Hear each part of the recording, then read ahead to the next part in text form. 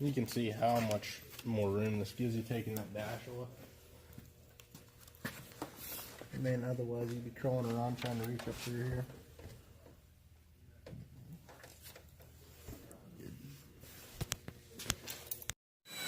I'm going through right now and drilling out all the holes for the bolts first. If you have access to an angle drill, it'll make your life a lot easier. As you can see, there's not much room for a drill like this. Maybe a smaller drill would be more helpful.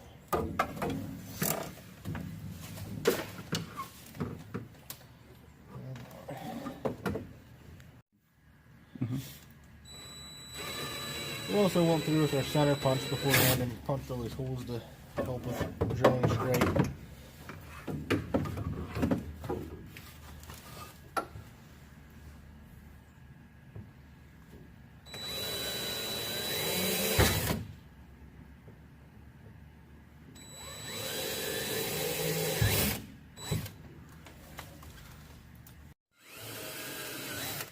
Okay, what I'm doing here is taking my small drill bit, pre-drilling all these X's on the template in the oval spaces.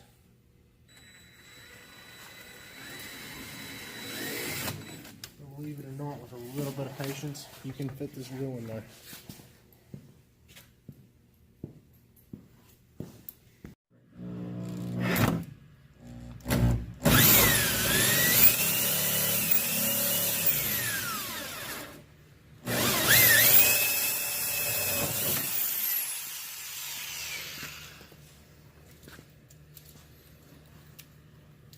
These holes pre-drilled from the other side. You can come in here with your angle drill and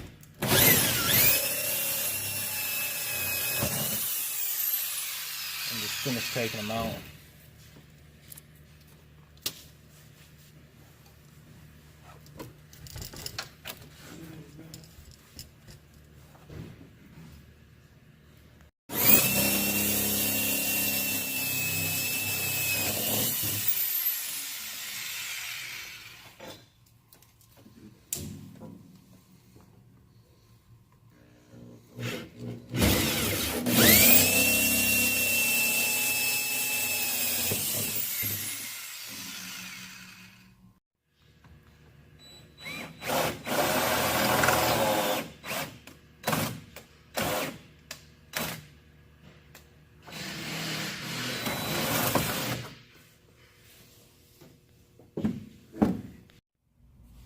Okay, we got all these duct adapters in and flex plate adapters into here.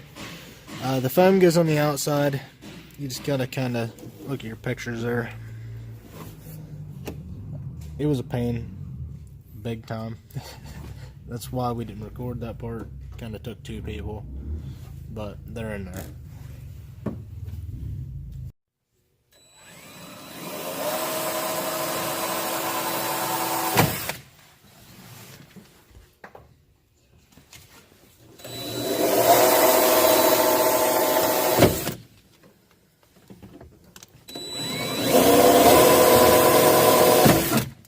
Okay, what we're doing now is installing vents for the floor heat.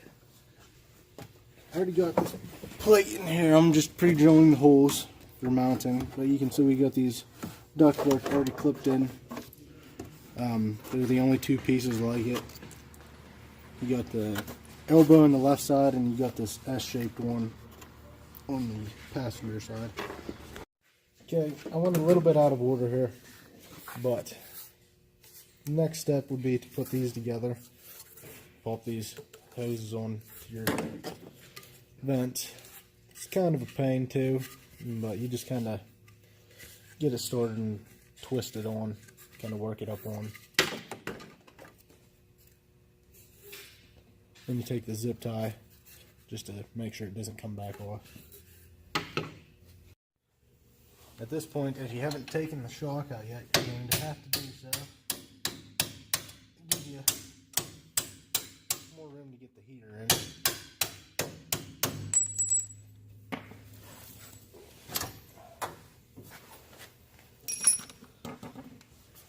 Let's see, 13 millimeter and a 15 millimeter.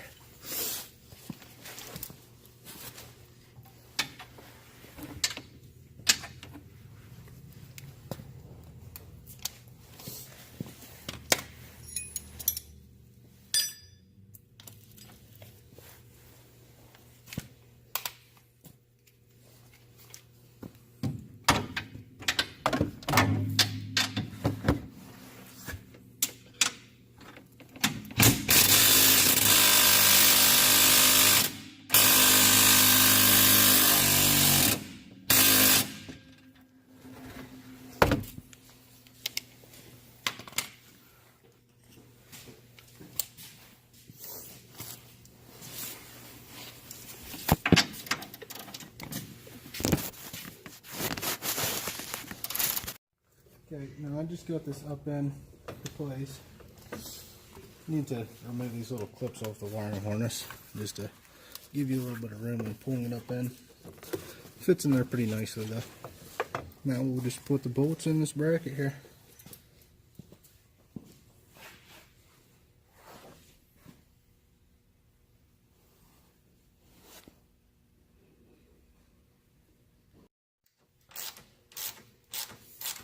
Okay, I'm just finishing tightening up the bolts now.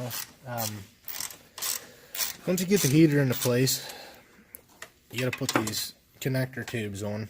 You gotta start down there with this one. It's a real pain, and they kind of get easier as you go around. Definitely make sure you leave this thing loose, no bolts in it, otherwise you ain't gonna have a chance in getting these things in.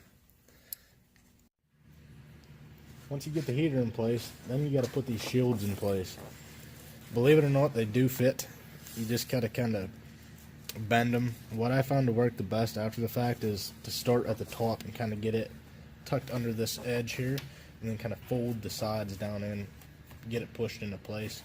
Then you do the bottom one, kind of the same deal. It's a little bit easier than the top. You just slide it in from this side here, push it up into place, then you can put your screws into these spots here and in through the firewall.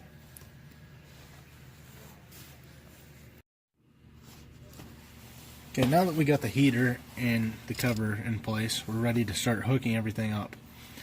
We're on the passenger side first. We're going to take this main line coming out of the radiator.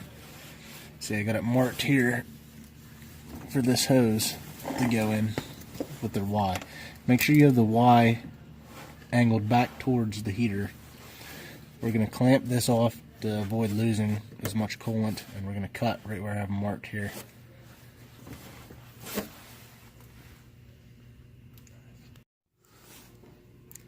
Okay, now we are back to the driver's side. First you have to put this thermostat in. Make sure that your angled pipe is pointing down, kind of back towards the motor. It has to be put in this way for flow. Same as the other side, we just kind of mark the hose, put it in place, put the clamps on.